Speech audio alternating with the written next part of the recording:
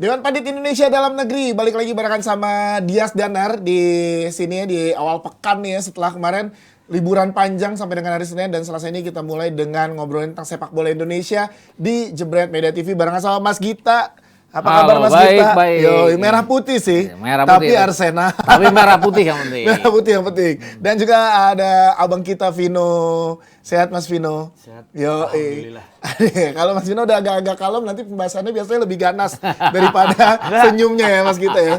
Karena ya Dia sebenarnya suka menakutkan kalau bahas ya. di Dapdagri kita langsung aja, gue nggak mau pakai berlama-lama karena secara di sepak bola Indonesia lagi seru dan lagi hangat-hangatnya, apalagi seputar tentang pemilihan ketua umum PSSI. Ini makin rame, bursanya makin seru, kampanye udah bisa juga dimulai gitu ya Mas Gita dan Vino ya. Tapi ada yang menarik pada saat ada satu statement dari salah satu calon yang sekarang menjadi calon ya, Pak Lanyala. Jadi dia keluarin janji bakalan meretas mafia bola. Dan dalam statementnya menyebutkan kartel sepak bola Indonesia. Nggak main-main, kata yang dipilih adalah kartel. Yang berarti membuat ini menjadi arti yang banyak, yaitu adalah hal besar, kartel. Bahasannya berat. Nah, ini gimana Vin, dan juga Mas Gita, dikeluarkan oleh salah satu calon dan bahasanya langsung kartel sepak bola Indonesia. Aduh, kalau kita bicara bola, Ya. kartel itu kan sebenarnya suatu yang bukan lumrah gue ngomongnya, suatu yang ada di mana-mana. Ya. Nah, harus dibilang bahwa ada di mana-mana dan lama-lama dianggap sebagai hal yang lumrah. Nah, salah satu contohnya adalah bagaimana terpilihnya Qatar sebagai tuan rumah, kan mainannya kartel juga. Kenapa mereka akhirnya terpilih? Kemudian kalau kita bicara banyak sekali juara dunia yang dianggap sebagai tim nasional yang sukses, kayak Italia lah misalnya. Yes. Tahun 82 ada kartel bermain yang mereka ada skandal sepak bola mereka. Tahun 2006 juga sama. Sekarang bahkan Juventus dipotong 15 poin, itu kan ya bukan kartel sih, tapi maksudnya mereka mengarah-arah kepada pelanggaran-pelanggaran seperti itu. Jadi hal yang rumah yang tidak berhubungan dengan prestasi. Toh tim nasional berprestasi juga. Nah, tapi kenapa ada statement dari calon ketua PSSI Nah, ngomongin kartel itu kartel kan sepak bola Indonesia? Emang mengarah ke siapa kira-kira? Secara pengertian KBBI itu, kartel itu kan pemain besar yang Yes. bisa mengendalikan juga kan. Ya. Ya maknanya belum tentu negatif loh, belum tentu negatif juga kan pengendalian besar. Yang ya gue sih berharap ya yang mau dibasmi ini adalah memang kartel-kartel yang negatif, kartel-kartel yang merugikan, kartel-kartel yang negatif. Tapi jangan sampai lu membasmi kartel yang lama, lu menciptakan kartel baru. Itu kan sama aja bohong. Ini potensial berarti kayak gitu. Who knows, dimanapun nggak cuma di PSSI, kan yang udah-udah juga kita tahu cerita di, lu nonton Netflix juga kan, Ya. kartel lama FIFA dibasmi, Undercover, ya. kartel lama dibasmi, datang kartel baru. Yang gue harap sih ya nggak seperti itu, dan bisa nggak seperti itu, dan gue harap kartel yang dimaksud di sini ya, kalaupun ada kartel baru ya kartel yang memang bawa Negatif. bawa perubahan, kartel yang baru ya. Yang baru nanti ya. Bawa perubahan, ngebasmi apa yang udah ditinggalkan kartel lama, hal-hal yang kurang baik, negatif gitu. Ini tidak akan menjadi sebesar ini kalau statement ini dikeluarkan untuk orang yang tidak pernah bersentuhan dengan PSSI. Namun, Pak Lanyala kan yang kita tahu kan memang pernah berada di PSSI, Mas Gita dan Iya, Vino. betul. Berarti ini ada satu yang yang disasar mungkin atau ditujukan secara spesifik mungkin Mas Gita, atau gimana kalau Mas Gita ngelihatnya? Karena mungkin dianggap seperti ini, prestasi kita kan tidak jalan-jalan terus. Kemudian liga kita kan terkadang tersendat karena sesuatu dan lain hal. Itu yang mungkin ya disebutkan bahwa kartel ini kok tidak membawa perubahan yang signifikan, tidak membawa perubahan yang dari sisi positif. Walaupun seperti kata Vino tadi, kartel itu belum tentu semuanya negatif. Ya. Artinya sepak bola ini kan salah satu olahraga yang paling populer, bukan saja di Indonesia tapi dimanapun. Itu juga makanya mereka dikelola oleh FIFA yang mau tidak mau harus diakui bahwa kekartelan mereka juga tinggi. Ya. Akibatnya adalah bagaimana mereka menghasilkan uang untuk menjalankan kompetisi di seluruh dunia. Artinya kompetisi itu berjalan dengan baik dengan uang yang mereka jalankan. Dan kalau kita bicara kartel ataupun mafia kan mereka menghasilkan sesuatu. Tapi itu tadi bahwa menghasilkan sesuatu itu harus dalam sisi yang positif. Artinya kompetisi berjalan dengan baik, grassroots juga berjalan dengan baik. Itu mungkin yang dimaksud oleh Lanyala bahwa membasmi kartel itu adalah untuk membuat sepak bola kita jadi bersih, bahwa segala macamnya berjalan dengan sempurna. Itu loh menurut gue. Berarti yang dituju sebenarnya adalah football equality. Iya. Tapi di sini dengan statement yang ada, jadinya football equality atau business equality, Vin.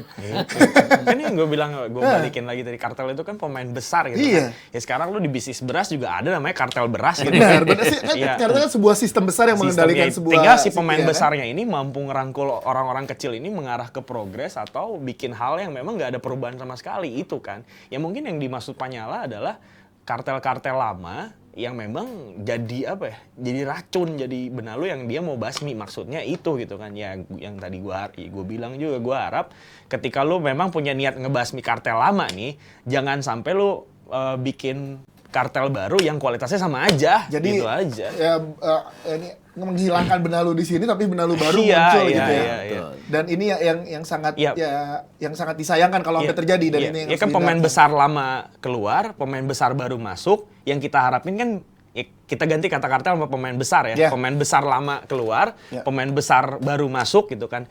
Publik kan mengharapkannya si pemain besar baru ini bisa ngasih hal yang positif yang berubah gitu kan. Jangan sampai lu ngebasmi hal besar yang lama tapi lu malah nggak ngasih apa-apa atau bahkan lebih buruk gitu kan. Ya, tapi keadaannya adalah kalau secara tadi yang Mas kita bilang juga, di luar aja federasi seperti FIFA ya menggunakan, ya ada kartelnya dengan bisnis itu kan, bisnis wisely-nya mereka gitu. Pun di Indonesia ini kan industri ya sepak bola, dan pengelolaan uang di bawah sepak bola Indonesia kan gede banget Mas kita. Sangat gede. Nah, ini kan berarti yang akan memicu tadi kan. Nah, itu mungkin yang dikhawatirkan ya, atau gimana? Dan seseksi itu juga berarti posisi itu, ketua umum makanya kan. Dan sangat seksi. Gue ingat waktu Piala Dunia Qatar lah. Ini kalau kita ngomongin FIFA ya. Waktu itu sampai ada 3 sampai 4 orang teman-teman gue, teman-teman kuliah yang berbisnis. Tidak di sepak bola sama sekali berbisnis. Mereka datang ke Qatar karena diundang oleh FIFA waktu itu. Jadi FIFA tuh mengundang semua bisnismen yang ada di dunia itu, di Asia terutama, untuk ke Qatar. Walaupun nggak ada hubungan dengan sepak bola. Iya, akhirnya mereka bilang ke gue, gila ya sepak bola itu demikian seksinya ya bisnisnya, karena mereka baru sadar. Ini artinya kan itu yang dirangkul oleh FIFA untuk menjalankan kompetisi, untuk menjalankan segala macam yang berhubungan dengan FIFA sendiri. Nah, kalau ini berjalan di Indonesia mestinya dilakukan dengan yang cara seperti itu, dengan tidak merusak sepak bola itu sendiri. Karena sekarang kan yang dianggap adalah seringnya adalah keputusan-keputusan yang kemudian merusak sepak bola itu sendiri. Karena apapun pemain dan sepak bola itu sendiri yang jangan dikorbankan. Gitu. Itu yang penting ya. Tapi gini, mungkin nggak sih kartel ini hilang? Ini kan janji yang memang selalu diberikan atau diutarakan setiap calon di tiap periode pemilihan gitu. Nyatanya seperti yang dibilang sama Vino tadi, Vin, gue ngutip kata-kata Vino, jangan sampai mau dihilangkan sistem yang sini, tapi muncul sistem baru yang sama aja. Itu kan terus berulang, Vin. Berarti mungkin nggak sih, Vin, dengan keadaan yang sekarang, apalagi Indonesia gitu ya? Ya mungkin aja. Mungkin gitu aja. Kan. Ya itu dia kan, kalau nggak hanya di sepak bola, kalau juga tahu kan, kayak satu industri gitu kan, ada pemain lama yang udah nguasain industri itu sejak lama dan ngebuat industri itu dilihat orang di luar makin seksi, otomatis kan ada orang yang ingin masuk, orang yang ingin masuk, ingin nguasain seperti apa yang dikuasai oleh geng lama. Kasarnya lu pengen pengen ngambil dari orang lama gitu. Jadi kalau kata lu akan si kartel lama itu kebasmi 100%, dan tadi lu bilang apakah ini masih aja ada yang bisa bertahan, itu kemungkinannya besar juga, masih besar banget menurut gua. Ya sekarang kan janji-janji ini udah sering terjadi kan, di tiap pemilihan. Apa kira-kira pemilihan levelnya apapun gitu. Kita akan ngebasmi ini itu udah jadi speech yang normatif aja menurut gua. Iya, yang nyatanya kita sebagai masyarakat pun tahu kalau itu sulit ya, Mas Gita, berarti. Sangat sulit. Gini, kalau gue ngelihat dari kejadian di Kanjuruhan lah misalnya kan ada usaha dari pemerintah untuk mengarah ke sana bahwa mereka akan membantu. Itu hubungannya kenapa presiden kita juga menghubungi ketua FIFA untuk solusi dan segala macam. Ini artinya terlepas apapun yang digaris besarkan oleh FIFA bahwa pemerintah tidak boleh campur tangan, mau tidak mau kan pemerintah akan campur tangan. Dengan persetujuan pemerintah bahwa semuanya akan berjalan. Liga kita berjalan kan juga ada hubungannya dengan pemerintah. Jadi maksud gue ya apapun yang terpilih nanti pasti harus didukung oleh pemerintah, dan gue rasa itulah apapun kartel ataupun tidak pemerintah yang benar-benar harus mendukung siapapun yang terpilih nanti untuk bisa menjalankan tugasnya dengan sangat baik. Yes, ini kita berharap Berat. itu benar-benar, tapi memang kita tahu beratnya bukan hanya saat sekarang nih, tapi pada saat nanti menjabat. Iya. Itu kan yang udah terjadi berulang kali gitu. Karena yang udah pernah gue bahas di episode sebelumnya kan, Heeh. siapapun yang jadi bisa semesra apa sama stakeholder Iya, terkait. itu Salah satunya stakeholder yang salah. yang gue Iya. bilang adalah pemerintah gitu kan.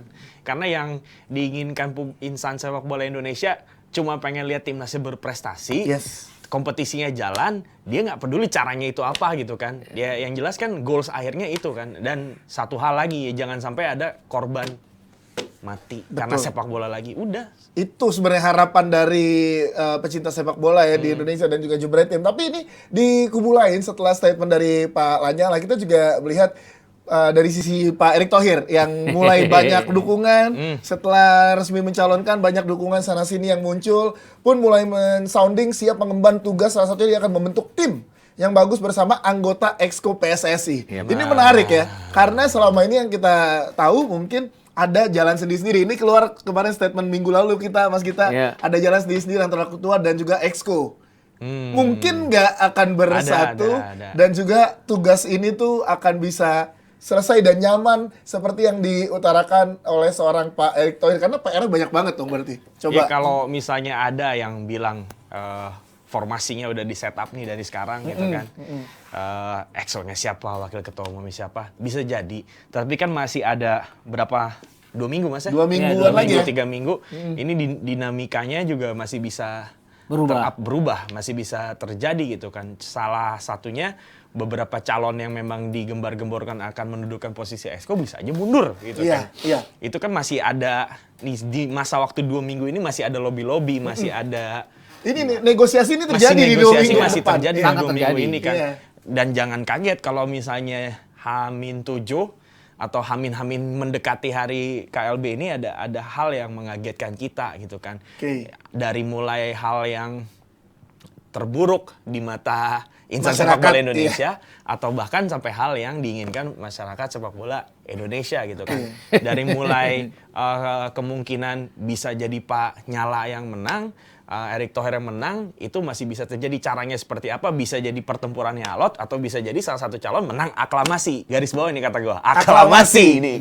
Itu seperti yang terjadi. Keluhnya di aklamasi Oke, nih kan. oke. Nah, itu dia. Jadi selama 2 minggu ini dinamikanya apapun bisa terjadi. Kayak tadi yang lo bilang, apakah ini sudah di setup Exco-nya segala rupa dan lain-lain, itu mungkin bisa ada, tetapi kan bisa aja itu jadi buyar ketika memang ada negosiasi-negosiasi yang terjadi jadi ini momen-momen krusial untuk sepak bola Indonesia tuh di momen 2 minggu ke depan ini ya Mas Gita. Karena itu tadi yang kalau Pak Erick sampai bilang bahwa saya tidak bisa memaksa voters, tapi kan dia bisa membujuk voters. Ya. Entah caranya dengan seperti apa, membujuk dengan halus ya. Positif loh, membujuk dengan halus nih. Ya, ya. Kemudian kalau kita bicara keseluruhan kan, yang tadi Vino bilang aklamasi. Kita sudah pernah kan pada saat Pak Irwan Bule juga bersaing dengan Lanyala. Lanyala kan pada ujung-ujungnya mengatakan mengundurkan diri. Entah kenapa dia mengundurkan diri kan nggak ada yang tahu. Itu haknya dia, dan aklamasi waktu itu Irwan Bule yang terpilih. Dan harus juga digarisbawahi, walaupun kalau kata Vino 50-50, Edi Ramayadi kemudian Irwan Bule itu kan dapat restu dari pemerintah juga. Dan kalau kita lihat dari dua calon yang paling kuat ini, saat kan kita tahu siapa yang mendapat restu dari pemerintah. Nggak usah dibilang. Nggak usah dibilang. Tapi Mas Gita, membujuk secara halus, bentuk realnya seperti apa Mas Gita kepada voters? Itu juga artinya Nggak apa? apa-apa bilang aja Mas Gita. Ya itu kan maksud gua.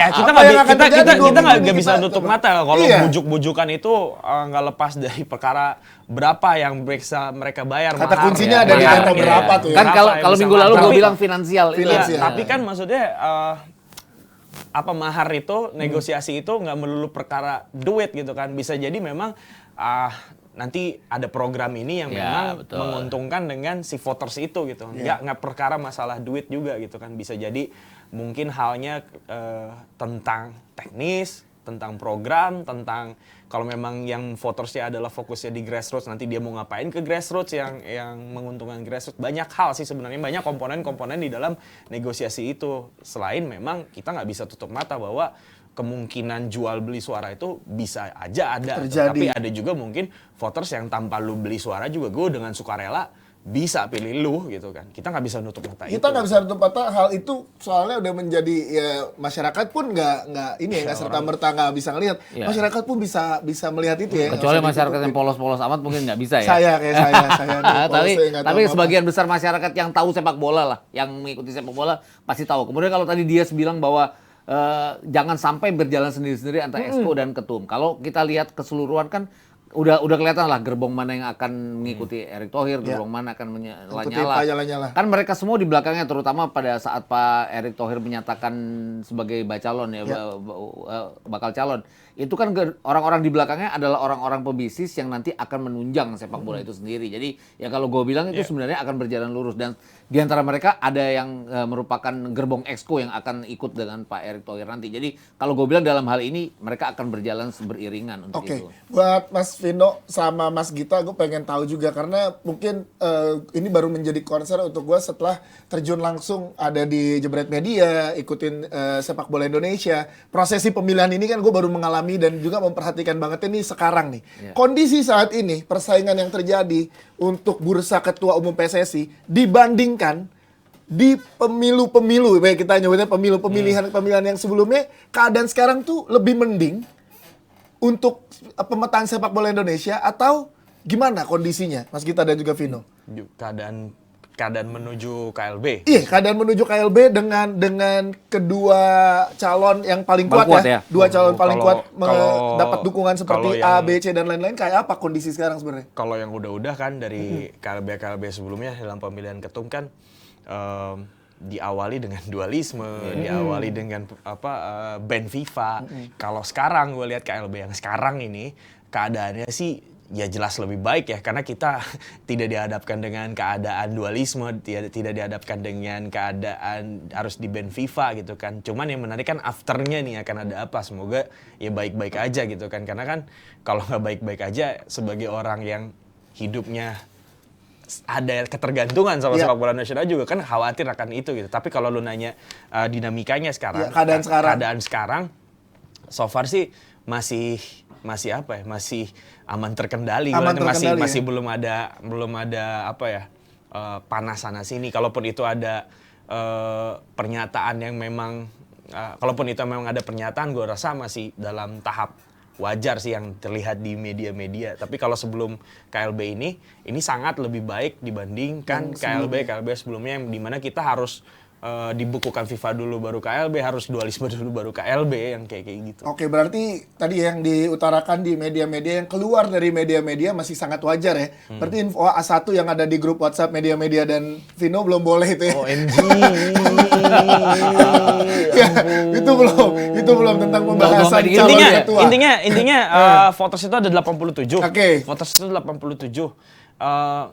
Untuk sekarang setelah gue ngobrol sini gitu ya, sebenarnya udah ada salah satu calon yang ya ini mah udah pasti menang lah. Oke. Tinggal menangnya dengan cara apa? Ya Tadi itu ada- yang nanti kita akan lihat. Coba mundurin beberapa menit tuh. Tadi Vino ada kata kunci juga di situ. OMG, bro. Kalau Mas Gita ngelihatnya gimana Mas Gita? Kalau gue lihat dari Momen keseluruhan, sekarang, kalau keseluruhan sekarang kan gini. Waktu Pak Edi Ramayadi ikut kepilih, itu benar-benar seperti ada apa ya? Walaupun terlihatnya 50-50, ada perintah bahwa bukan perintah, dalam tanda kutip perintah bahwa Edi Ramayadi harus jadi ketua umum, gitu loh. Kayak Apakah- ada satu Iya, titah kalau- gitu iya, ya. Kalau ini kan tidak, bahwa dua yang terkuat ini kan sama-sama kuat. Nggak tahu kalaupun nanti dari sisi yang satu akan mengundurkan diri atau nggak, karena Pak Lanyala kan dengan berbagai macam rekornya dia pernah di-ban oleh Iya. FIFA pada masa kepemimpinannya. Dia juga pernah ikut kemudian mengundurkan diri pada saat berduel dengan Irwan Bule. Jadi hal-hal seperti itu akan sangat mungkin. Kemudian di kedepannya yang Vino bilang nggak tahu kalau di kedepannya ada hal yang mengkhawatirkan. Rasa-rasanya sih enggak. Karena masalah di ban dengan FIFA dan segala macam mungkin tidak terjadi lagi. Yes. Karena pada saat itu kan PSSI seperti bertentangan dengan Menpora. Dirangkul mungkin dong. Iya. Mungkin Yang kalah aja. dirangkul. Iya, kan? yang kalah dirangkul juga mungkin.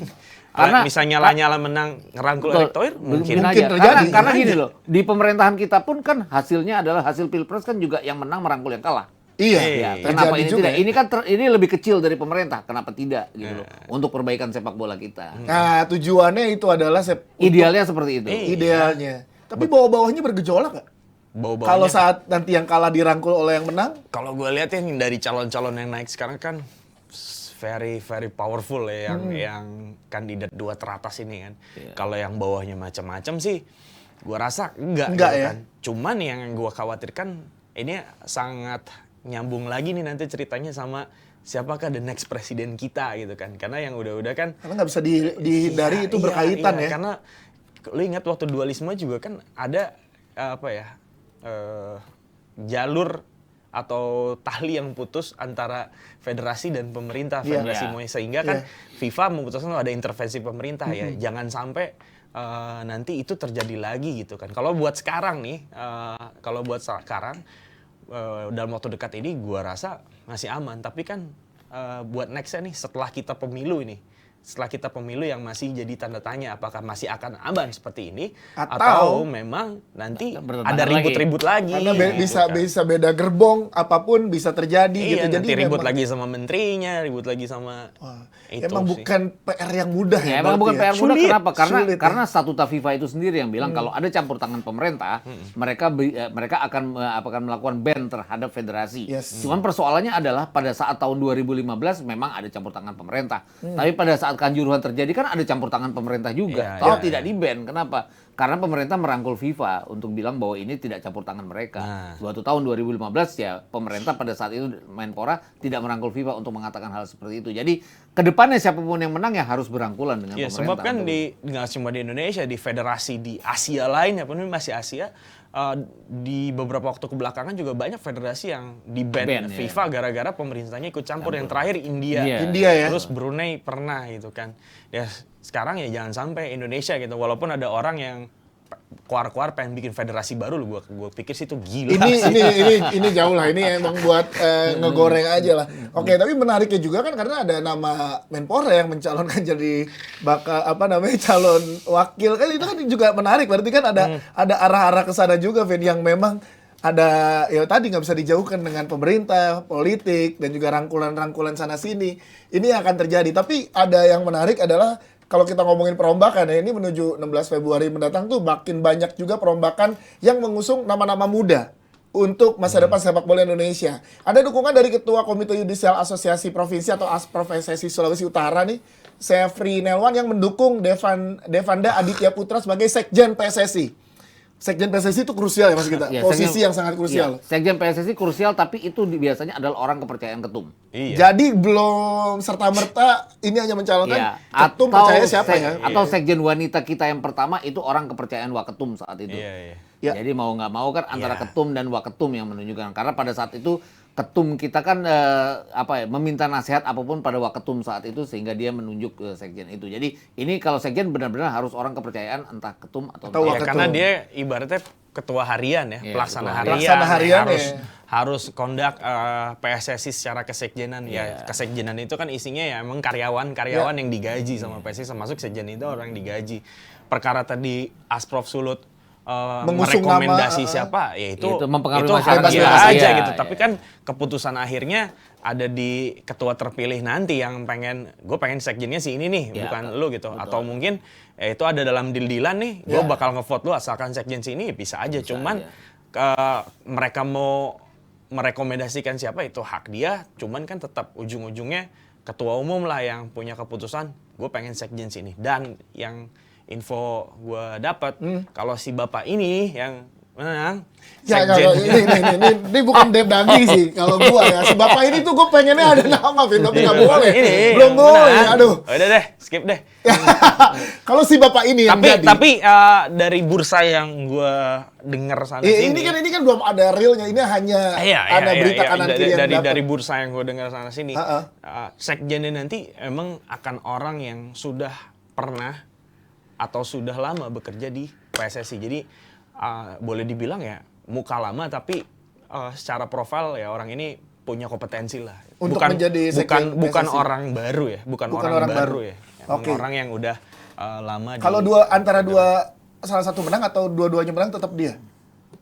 Si bapak ini sih yang salah satu. Berarti kalau yang menang, kalau yang sana ya kita ngomongin Mas Bandung. Berat, OMG berat pembahasannya. Kalau yang satu lagi udah jelas juga siapa? Belum tahu. abis ini kita ngobrol ya. Nah, gue pengen Jebret Tim tahu dari kita. Apa? Ya itu tadi. Jadi kalau ada dua nama yang beda dari sekjen, kalau salah satu yang kepilih. Yang beda gue ya. tahu hanya kandidat yang Dari sebelah sana. satu aja. Yang sebelah sana gue belum begitu ngulik ya. Tentang siapa yang akan ada di dalam organisasi. Tapi yang ini gue nggak nyari ya. Tapi memang berseliweran aja di mana gue nggak dengar gitu. Ya dia yang sudah memang menentukan bahwa sini akan pos ini, si pos ini. Nah, ngomongin masalah kesekjenan, dari yang gue dengar emang nama-nama yang disebut adalah orang-orang yang punya kompetensi, tapi dia bukan orang baru di federasi gitu. Artinya memang orang yang sudah pernah bekerja atau sedang bekerja atau sudah bekerja lama di federasi gitu. Ini biar Atau Jebret pernah Tim- bekerja di Iya, ini federasi. biar Kan gue bilang udah pernah bekerja udah di pernah federasi. atau masih atau gimana, Fit? Masih sekarang? Ya antara itu ya. Cuman kalau gua salah tolong ya dihakimi. Ya, benar, karena ini karena hanya kan ini berita masih seliweran. 2 minggu dan Iya. dinamika itu masih bisa terjadi itu. Betul, Sejauh ini terakhir yang gue dapat sih begitu gitu. Karena ya itu dia, peta politik di kita aja H-1 bisa berubah. Iya, nggak? iya. Diputuskan di detik-detik akhir gitu. Itu kan mungkin aja terjadi gitu. Jadi memang ya ini adalah banyak spekulasi-spekulasi, tinggal gimana kita sebagai masyarakat tetap berharap ya. Tapi yang menarik adalah saat Ratu Tisha menyatakan dia menolak untuk diusung sebagai ketua calon komite eksekutif atau exco PSSI. Iya. Dia hanya mau bersaing di posisi wakil Ketum ketua umum. ya. Sebelumnya Ratu Tisha kan sekjen. Ya. Ya kan, sekjen. Apakah akan jadi sekjen lagi? Ya kan, Possibility ada. Atau tetap bersaing di waketum? Kenapa? Karena ada possibility. kalau lihat dari jenjang karir dia kan, awalnya itu kan direktur ini ya, ESC. Iya, Direktur TS ya Torabika Soccer Championship Ya, ya. Yes. direktur itu. Terus kemudian kerjanya Direktur kompetisi dia saat bagus, itu. kerjanya bagus, dinaikin jadi dipilih jadi sekjen waktu zamannya Edi Pak Edi Rahmayadi. Karena dia juga orang Edi kepercayaan Rahmayadi. Joko Driono saat Ya, itu. Edi Iya, Rahmayadi. Pak Jokdri ya, wakil. Tapi pemilihan dia kan ini kan bukan langsung dipilih, ada 5 calon saat itu kan. Dia dianggap yang paling kompeten, tapi kan juga namanya didengung-dengungkan. Jadi dia juga dianggap sebagai wakil dari masyarakat. Karena waktu itu kan mempengaruhi masyarakat sampai sekarang lah ya, mempengaruhi Ya. masyarakat kan sebuah keharusan ya. Waktu itu dia yang terpilih. Oke. Dan Ya. dari sisi prestasi kan dia juga yang dianggap membawa Piala Dunia Under 20. Dia juga yang membawa Shin Tae-yong, juga Luis Milla. Jadi ya besar lah namanya. gitu. Apa kira-kira yang membuat Ratu Tisha enggan dimasukkan ke dalam calon untuk ketua exco dibanding dia tetap harus bertarung di ranah wakil ketua umum? Gua rasa dia punya mimpi besar ya, punya ambisi besar dalam konstelasi pemilihan ketum PSSI sekarang gitu kan. Sehingga kalau dia hanya jadi exco itu kayaknya nggak akan bisa ngasih perubahan besar. Makanya dia ingin menjadi waketum. Karena waketum juga kalau bisa dibilang itu merangkap exco. Karena dia ketika ada Rapat satu exco. rapat exco untuk menentukan satu putusan, dia berhak untuk ngasih Decision. keputusan. Karena kan exco, only exco itu kan 12. Ditambah 3 orang, harus ganjil dong. Iya. Ketum, waketum, dan dua Vote waketum dan voting satu ya. ketum. Dan Nah, satu ketum, ya. Nah, kalau dia hanya exco, ya udah gitu. Gue hanya sekedar exco. Tapi kalau gue waketum ya, gue bisa menjadi exco. Jadi sangat mewajarkan kalau Dia Tisha milih bertarung di situ. pengen fight-nya di waketum, karena memang yang gue lihat dan gue pernah ngobrol sama dia, mimpi Ah, Tisha ini dia. yang Mimpinya apa sih? sangat besar juga gitu. Ya gue nggak bisa jabarin satu-satu, memang banyak banget. Salah satu yang menjadi Salah- visi besarnya dia untuk Sa- sepak bola Indonesia apa? Salah Ya, satunya bawa Indonesia ke Piala Dunia Iya lah. betul. Salah satunya juga yang gue pernah bicara waktu ngobrol sama dia waktu dia masih di TSC adalah bagaimana dia menjual liga kita keluar itu kan. Oke. Itu kan cita-cita dari dulu yang nggak pernah kesampaian lah sampai sekarang. Liga kita kan benar-benar murni hanya dimiliki oleh TV kita. Iya. Jadi TV lain bahkan Liga Malaysia udah pernah kan ke TV-TV asing seperti yang lain-lain itu. Tapi liga kita belum. Itu salah satu cita-citanya Salah satu dia. cita-citanya Ratu Nah, Tisha. cita-citanya untuk seperti itu kan benar-benar harus kompetisi yang jalan yang mulus jalannya. Iya. Tidak ada persoalan misalnya hari ini Yes. besok pertandingan ditunda gara-gara nggak dapat izin. Itu kan repot. nggak bisa. Hanya TV Indonesia yang mengerti hal itu. Walaupun dengan ngomel-ngomel, tapi Iya, harus jadi mengerti. kalau- Ya, itu tadi kalau gue bilang kalau salah satu cita-citanya dia adalah itu kenapa Waketum. Waketum dia bisa mempengaruhi operator liga untuk berbuat hal yang Ya, sama. dengan jadi Waketum dia bisa lebih leluasa dibandingkan hanya untuk Exco. menjadi seorang Exco. exco. Karena ketika dia hanya mau fight sebagai exco, gue rasa nggak akan ada apa ya peningkatan dalam karir, ya nggak sih? karena sebelumnya dia sekjen. sekjen, Ya. dan sekarang justru kan dia pengen hal yang lebih besar lagi. Nah, dia udah pernah ke AFF juga ya. Kalau udah tadi ngobrol sama Vino, ada berita berseliweran dari grup WhatsApp dan juga di circle perjurnalistikannya Vino untuk calon ketua umum akan ada pemetaan A, B. Wakil ketua kayak apa? Ratu Tisha berpeluang, Vin? Kenapa dia sangat gigi di sini? Hah? Seberpeluang apa di kabar yang lo dapatkan nih? Gue pengennya di... Ya, John Traktor ketawa lu. Ya karena tadi kan karena nggak mungkin pembahasan tentang ketua umum, pemetaannya A, B, C, D, nggak ada pembahasan tentang wakil ketua umumnya. Ya, Ada Ratu Tisha nama di situ yang menjadi kandidat besar. Sejauh ini masih jadi sosok kandidat yang sangat kuat Oke. ya untuk Jadi make sense mengisi- dia fight di make sense. situ. ya, Kayak- mengisi posisi PSSI 2 dan PSSI 3 itu kan. Ya, dua nama kuat. Ya dia dan salah satunya ya Pak Menpora. Wow, menarik Mas Ya, kita karena Menpora. karena kalau gue ngeliatnya gini loh, bahwa ketum yang kepilih nanti kan bawa gerbong. Ya. Artinya gini, dia tidak membujuk voters untuk dirinya sendiri. Pasti dia membujuk voters juga untuk membawa waketum yang ikut sama dia. Jadi, apapun ya. Dan salah satunya ya kalau kedekatan mereka, salah satunya adalah Ratu Tisha mungkin gue bilang dekat dengan salah satu calon. Jadi mungkin hal seperti itu terjadi juga. Gitu. Bener-bener 2 minggu ke depan menjadi penentuan Iya. untuk sepak bola Indonesia, dinamika yang berbicara, yang bergerak gimana, karena kita tidak ada di dalamnya. Itu yang menjadi, ya gue nggak tahu Vino, tapi kita ada Mas kita. Dan kalau mau ditanya Tisha dekat sama calon yang mana, ya Tisha tadi kan bajunya merah. Yang Ya calonnya- kita ini juga merah, ini juga merah. Ada calon Iya. tadi yang pakai baju merah Iya. juga. Nah, ini biar berarti menyimpulkan sendiri ya kalau kata karena gini. Kalau gue ngeliatnya kalau berbicara tadi contohnya adalah FIFA pun bisa bergeser sehari setelah negosiasi terjadi gitu. Iya. Jadi nggak bisa dilihat pemetaannya sekarang ya. Vin. Dinamikanya terus berjalan. Ini sekarang kita siaran jam segini. Kan nggak tahu next dalam 2-3 jam ada apa. Kejadian apa, bisa bener. bisa aja yang apa gue bilangin jadi benar kenyataan. Atau malah sebalikannya. Malah ada kebalikannya gitu kan. Atau malah salah karena memang entah ada negosiasi apa di waktu sekarang atau beberapa jam yang lalu kan. Semua dinamikanya masih bisa terjadi. Yes nih buat jumlah tim yang suka basket paham nih ini draft pick nih momen-momennya di sini nih lagi negosiasi antar klub buat pilih pemain apa segala macam pun pemetaan ketum, waketum, anggota exco ngobrol barengan sama voters. Wow. Menarik kita nantikan tapi yang jadi harus pembahasan kita hari ini adalah ini Liga 1 sempet jadi isu lagi. Udah kan pembahasan itu ya? Calon-calon udah. Nah, ini ada kaitannya. Apakah pembahasan Liga 1 kembali naik ke permukaan adalah salah satu agenda dinamika untuk bursa ketua umum dan wakil ketua umum, Mas Gita dan Vino? Silakan Bapak. Ya, ada nggak? Ini karena ini gini loh. Keputusan ini harusnya bisa Ada dan nggak ada. Kalau Oke, gua adanya bilang. dulu gimana Karena dan gini. nggak adanya. Membujuk voters adalah membujuk voters dari Liga 2 yang paling Oke. repot. Kenapa? Ya. Karena mereka kan dapat kabar buruk dengan Liga tidak berjalan lagi. Itu tadi yang gue bilang di minggu lalu, di Selasa lalu bahwa apapun pembujukannya adalah bagaimana nanti penguasa PSSI yang berikutnya ini bisa memprakarsai bahwa liga-liga ini tidak berhenti di tengah jalan seperti ini. Itu tadi. Vin. Ini salah satu Dan agenda. membujuknya ya itu tadi. Iya, dengan tidak dengan omongan, tapi dengan yang lain Iya. gitu loh. Dan tidak dengan berapa, tapi dengan mungkin dijalankan liga lagi. Ini salah satu dinamika yang terjadi. Iya kan? Ini diangkat jadi- sekarang nih di waktu sekarang nih pukul berapa nih? Ya, jam segini. Pukul Segini, 6 ya, segini. lagi negosiasi. Lagi ada owners meeting Liga 2 kan. Oke. Dan ini bisa aja jadi lampu hijau gitu kan. Lampu hijau liganya jadi jalan atau lampu hijau liganya berhenti terus gitu kan. Karena dua kemungkinannya tetap ada. Ya kan? Oke, apalagi ada statement Kaisang yang bilang gini nih, memang udah pasti kalau Liga 1 nggak ada degradasi. Ini kan muncul lagi. Ini kan sekarang lagi ada owners meeting. Karena Persis lagi menang terus dia ngomong. Iya.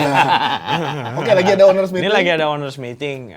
Yang akan jadi agenda yang dibahas adalah kelanjutan Liga 2 gitu. Owners meeting aja, owners meeting tim-tim Liga 2 ya pasti ngebahas Liga gitu kan. Cuman kalau gue perhatiin ada satu tim FC Bekasi ketika diputusin bahwa liga ini akan berhenti, dia liburan dulu terus berkegiatan seperti biasa gitu, latihan gitu kan. Kalau gue liat postingan di Instagram, dia terus latihan. Dan FC Bekasi ini kan salah satu tim yang mengadakan audiensi dengan Menpora ya. Artinya kan kalau lihat dari gelagatnya nih, ini pasti ada angin segar nih. Liga 2 akan jalan lagi. Tapi ada tim yang udah membubarkan timnya. Nah juga iya, itu yang gue coba pikirin ya ketika lu udah diputusin ini nggak akan jalan lagi, oke kita bubarin tim. Tiba-tiba jadi jalan gitu kan. Lah kan pusing gitu. Gue kan pusing ya. Apakah gue harus seneng atau gue harus kesel gitu kan.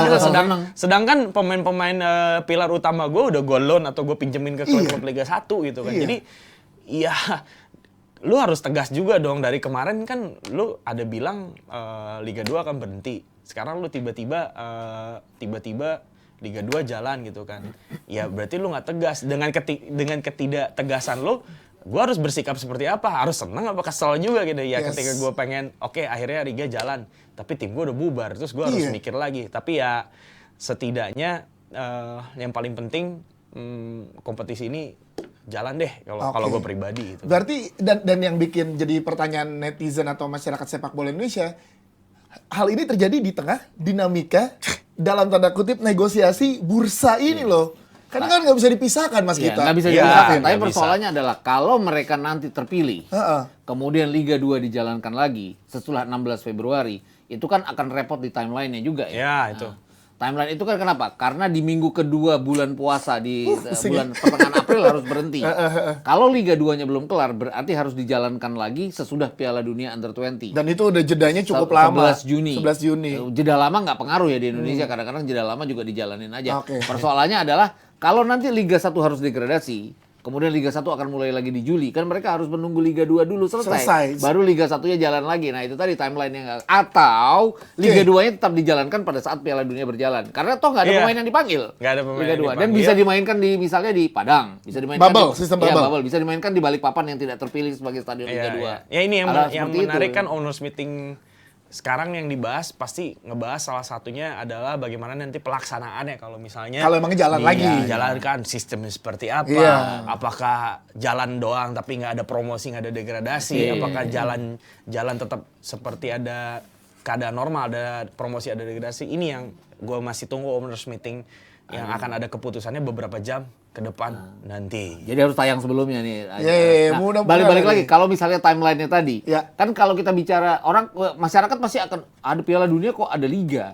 Tapi kan kemarin waktu Piala Dunia di Qatar Championship tetap main juga. Artinya Liga 2 tidak begini. Tapi kan masyarakat kita kan kadang-kadang suka menghakimi bahwa gimana nih pengurus yang baru kok membiarkan liga jalan pada saat ada Piala Dunia. Ini urgensi tau. Nggak ada hubungan sebenarnya. Gitu, Liga 2 kan pemainnya nggak ada yang dipanggil Under-20 ya sah-sah aja jalan gitu. Tapi ini gini, menyenangkan voters salah satu bentuk bikin happy tapi apakah dengan keputusan yang kemarin dan Liga jalan lagi, Liga 1 nggak ada degradasi, akhirnya nanti ada malah muncul polemik baru dan menjadikan beberapa voters juga kabur, Vin, Mas Gita. Liga 1 juga terutama yang lagi di bawah. Iya dong. Iya nggak? Apalagi misalnya kalau misalkan kita lihat yang pengen emang Liga jalan misalkan kubu sebelah kiri. Misalkan di kiri di Liga 1 kita lihat posisi belum amannya ada di yang salah satu mendukung ketua umum yang ini. Jadi puzzle ini gimana sih? Itu bagian dari dinamika yang gue bilang. Itu bagian dari dinamika. Karena keputusan apapun yang terjadi di rentang waktu 2 minggu ini itu bisa jadi aja akan merubah arah voters kemana. Apakah tetap loyal kepada tentuan yang sudah dia dukung sejak awal atau berpindah berbelok haluan itu sangat bisa terjadi Bapak Dia. Sangat bisa terjadi Bapak Dia. Wah, ini menarik. Tapi kemungkinan besarnya gimana sih Mas Gita yang udah terjadi? Apakah ada ya pertemuan update-nya selain ya ini hari ini kan kita tunggu ada owners meeting ya. Tapi angin-angin segarnya tuh ke arah mana? Gue nggak terlalu tahu angin segar ke arah mana. Cuman berkali-kali setiap minggu kita tanya karena gue kan kerja di sebuah tim yang produksi. Tanya ini akan jalan atau enggak? Karena menyangkut kerjaan kita juga kita ya. tanya ke operator, tunggu aja lah, jawabannya selalu gitu. Belum bisa dia bisa tidak. Artinya ya memang kita harus standby untuk menunggu karena apapun kan kita punya kemampuan untuk jalan cepat ke daerah pada saat kita harus melakukan produksi. Ada rekor kita melakukannya H-1. Terjadi ya? Terjadi. Jadi mereka sudah biasa, ini H-1 juga bisa walaupun kalang kabut. Ya. jadi artinya hal-hal seperti itu mungkin aja terjadi jadinya. Jadi ya kita lihat aja, gue juga nggak terlalu yakin bahwa sebenarnya gue dengan keputusan bahwa sudah tidak ada degradasi nggak terlalu yakin bahwa Liga 2 akan jalan lagi. Tapi kan ada ketidakpuasan bahkan sampai mengadu ke Menpora. Menpora kemudian mendekatkan diri ke berembuk dengan PSSI sehingga muncullah wacana tanggal ini bahwa ada perkumpulan. Jadi mungkin aja di Indonesia apa yang nggak mungkin? Yang nggak mungkin adalah juara. Itu mungkin dong nanti. Sampai sekarang. Win-win solutionnya ya masih nunggu win-win solutionnya apa kan? Pasti ada pihak yang ada pihak yang. Mas kita suka jelas ya langsung juara enggak gitu. Terus. Ya pasti ada pihak yang nantinya akan terima aja. Pasti ada pihak nanti akan berkomentar. Ya yang jelas kan kalau lihat keinginan pemain yang dimana juga mereka teman-teman gua ya mereka maunya liganya jalan dong gitu. Iyalah pasti lah. Mereka maunya dibayar dong gitu kan. Ada teman kita satu di sini. Ada juga ketika liganya jalan nggak dibayar-bayar kan gila juga gitu kan.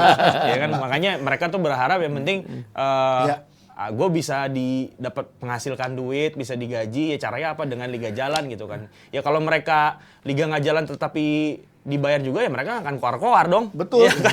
betul. Jadi ya kita lihat akan ada keputusan apa dari keputusan owners meeting dari Liga 2 ya, keputusan Liga 1 seperti apa, Liga 2 seperti apa. Karena ini adalah bagian dari dinamika bursa waketum yang lagi bisa kita saksikan, yang bisa kita pantau salah satunya ini. Karena negosiasi dan dinamika lainnya belum bisa kita lihat nih, baru ini nih yang intinya terjadi. Kan salah satu yang bikin liga berhenti itu nggak bisa dipungkirin ada masalah finansial yang terjadi di klub-klub yang menginginkan Liga 2 stop gitu. Kan. Jadi klub-klub yang menginginkan Liga 2 stop itu rata-rata memang klub yang punya isu finansial. Kan yang pengen Liga 2 jalan adalah klub-klub yang stable secara finansial. Itu menjadi core utama, jadinya owners meeting ini sangat menentukan dan apa negosiasi yang terjadi kita akan lihat keputusannya. Mungkin hari ini akan ada di update di sosial medianya Jebret Media juga. Nanti mungkin di Kamis nitip dibahas lagi di Depdagri itu mungkin juga terjadi. Kita tunggu akan ada apa menjelang sampai di bursa pemilihan di KLB nanti ya. Ini menarik karena beneran menarik. Jadi kita peduli tuh beneran ngedalemin tuh jadi kayak wah menarik juga ya. Oke. Kita selesai nih Vin baru pembahasan tentang bursa.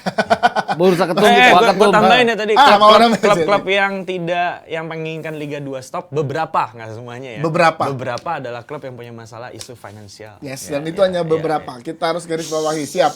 Kita bergeser, yang tidak boleh juga kita lupakan, yang tidak juga boleh kita terlena dengan apa yang sedang terjadi di permukaan.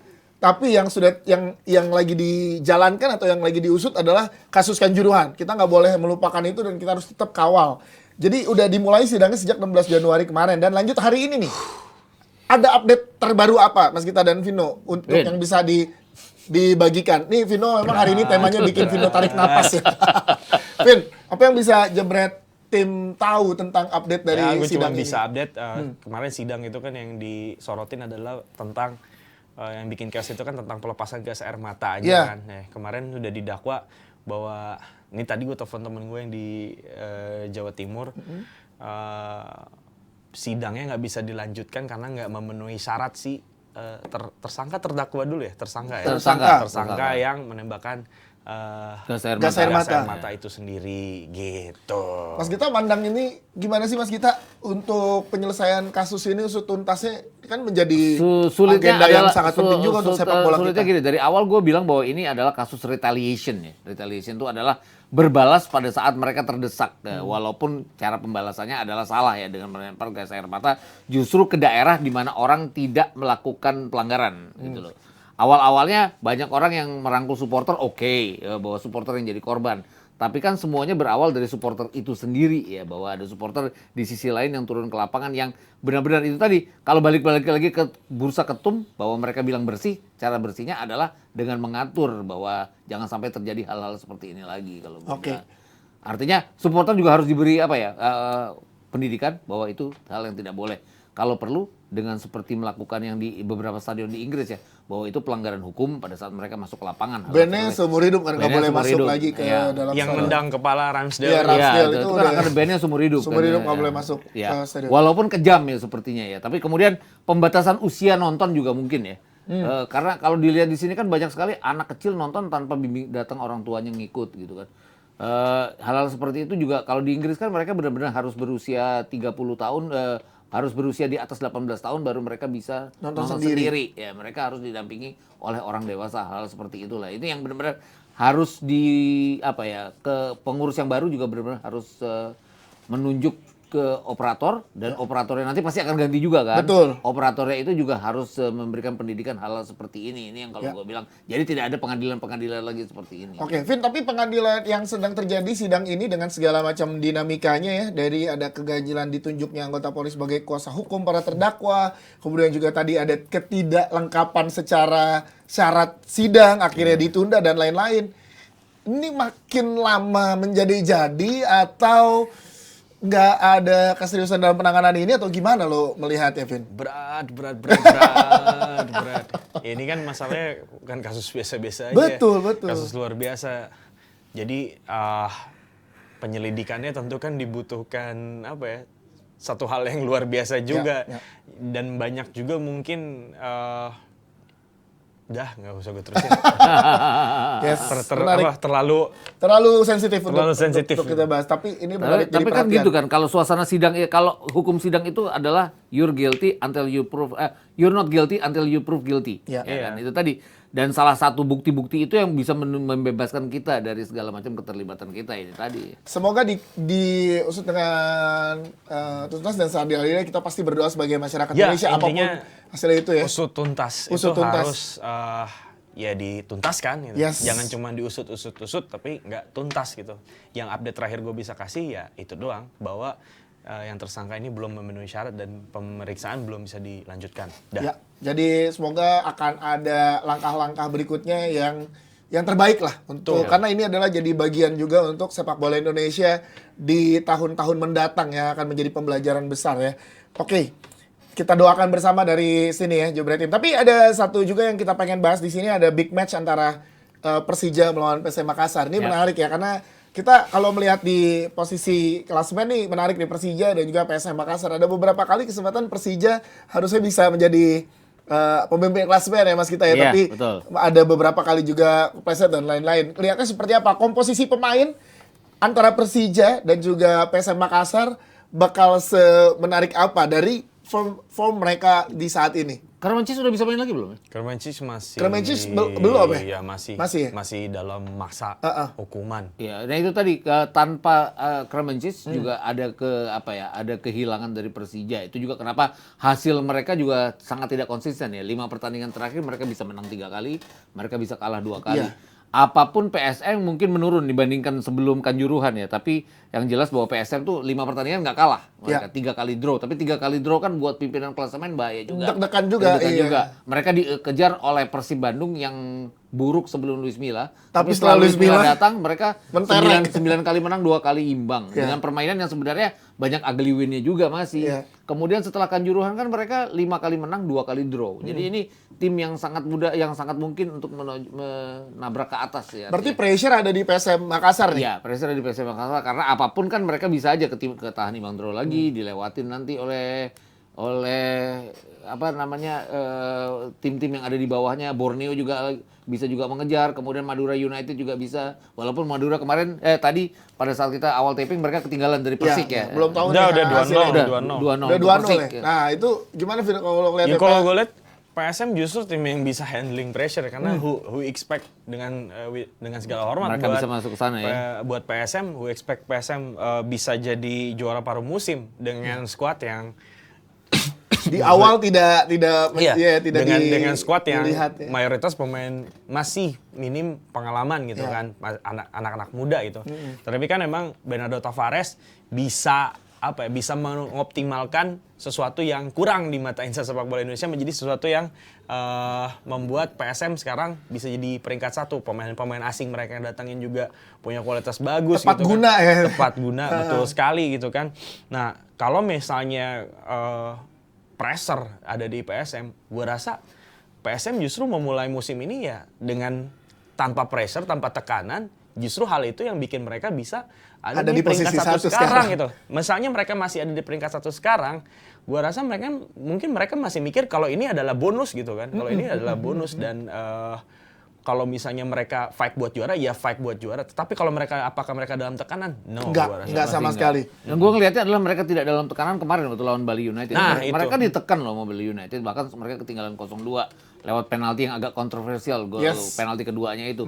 Tapi mereka kemudian masukin William Flynn yang tidak dimasukkan sejak awal, katanya tidak dalam kondisi fit, tapi justru dia yang membuat keadaan tidak cetak gol, tapi dia membuat keadaan berubah menjadi 2-2 gitu.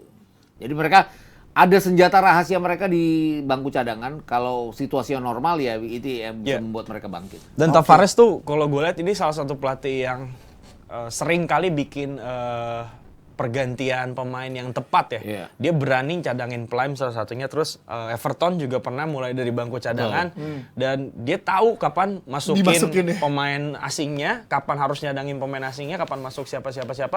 Itu dia tahu. Bernardo Tavares dan Sananta Udah balik main ke lagi. PSM makin oke. Gacor. Jakob Sayuri juga udah balik lagi. Iya, Jakob Sayuri ya makanya balik.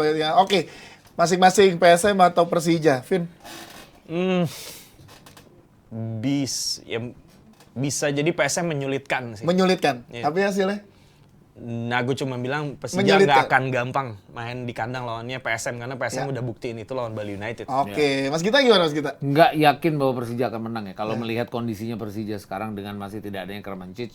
Tapi apapun kan kalau kita lihat ke PSM juga banyak menghasilkan imbang. Apalagi Helal juga baru balik lagi Balik, dari Helal baru balik. Gulf Yusuf Cup. Helal. Ini sih gue rasa pertandingan draw ya.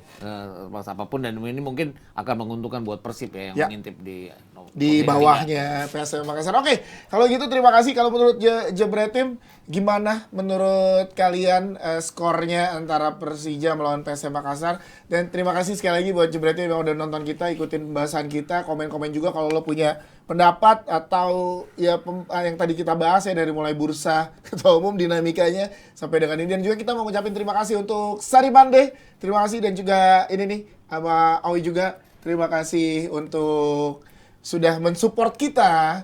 Jadi sekali lagi thank you. Kita nantikan kabar baik dari sepak bola Indonesia di episode Dagri berikutnya. Ada di hari Kamis ya. Bersama rekan-rekan kita pokoknya. Mungkin Mas Gita atau Vino lagi, tapi di kursi host akan gantian dulu. Oke, thank you.